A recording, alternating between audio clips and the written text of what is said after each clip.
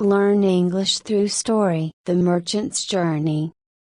In a bustling port city, where the scents of spices and the sounds of commerce filled the air, there lived a wealthy merchant named Demetrius. His fortune was vast, amassed through years of shrewd trading, hard work, and a keen eye for opportunity. He owned ships that sailed to distant lands, bringing back silks, jewels, and rare artifacts, which he sold to the nobility for handsome profits. Despite his wealth, Demetrius was known for his generosity. He gave to the poor, sponsored public works, and was respected by all who knew him. Yet, for all his success, Demetrius was not content. One evening, as he sat in his opulent home, surrounded by luxuries from every corner of the world, Demetrius felt a deep sense of emptiness. His wealth had brought him everything he could desire,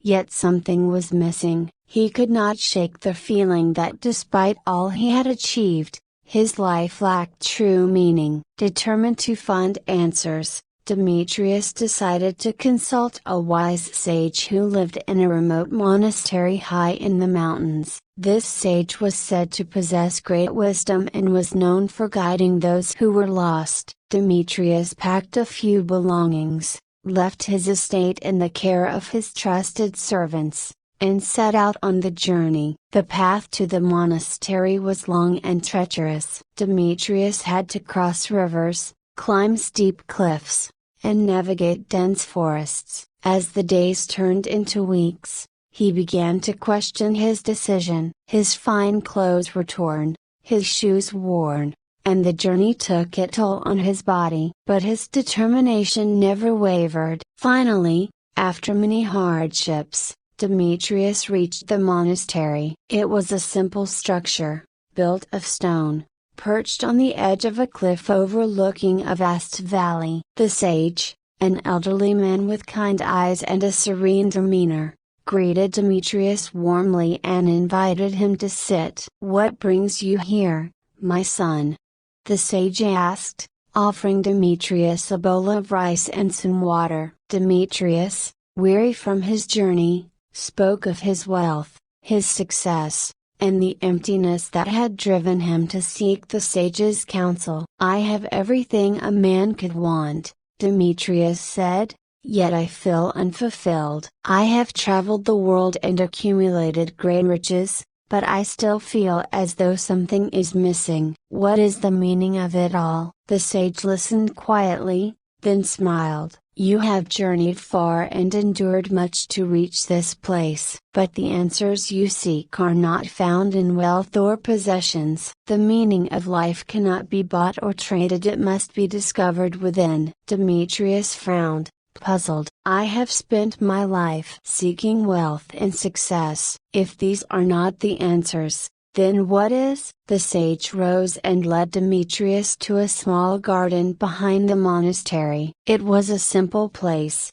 with a few trees, some flowers, and a small pond. "This garden," the sage said, "is where I find peace. It is a place of simplicity, of harmony with nature. Here, I am reminded that life's true wealth lies not in what we possess, but in how we live and what we give." Demetrius looked around, taking in the beauty of the garden. It was nothing compared to the grandeur of his estates, yet there was something serene, something fulfilling about it. "I have spent my life accumulating wealth," Demetrius said slowly, "but I have never stopped to consider what truly makes me happy or what I could give back to the world." The sage nodded. "True fulfillment comes not from what we acquire, but from the purpose we find in life. Wealth can be a tool for good, but it is only a means, not an end. To find meaning,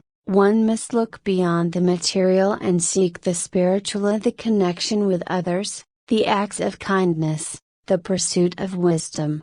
Demetrius stayed at the monastery for several days, talking with the sage and reflecting on his life. He realized that while he had been generous with his wealth, He had never truly given of himself. He had been so focused on accumulating riches that he had neglected the relationships, the experiences, and the deeper joys that life offered.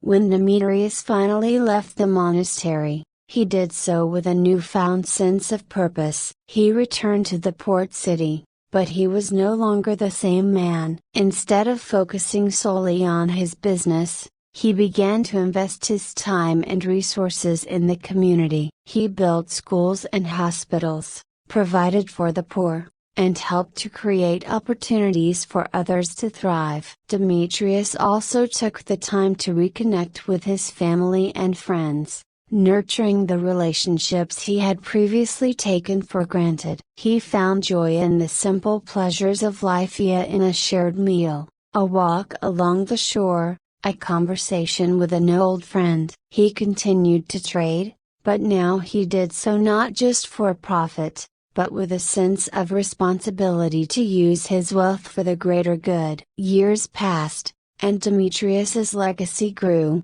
not because of his riches, but because of the lives he touched and the difference he made in his community. When he finally passed away, he was remembered not as a wealthy merchant, but as a man of great kindness, wisdom, and compassion. The port city continued to thrive, and the people spoke of Demetrius as an example of how one could live a meaningful life. His story was told to children and travelers alike, as a reminder that true wealth is not found in material possessions, but in the love, kindness, and wisdom we share with the world. And so, the merchant who had once felt empty despite his vast fortune found fulfillment not in what he gained, but in what he gave. His journey, which began with a search for meaning, ended with the realization that the greatest riches in life are those that cannot be bought or sold, but are earned through the way we live and the impact we have on others. In the end, Demetrius's wealth was not measured in gold or jewels, but in the smiles of children, the comfort of the sick, and the peace he found within himself. And that, as the sage had taught him, was the true meaning of life. I hope you enjoyed the story. If you enjoyed, then please like and share this video, and don't forget to subscribe our YouTube channel. Thank you for watching.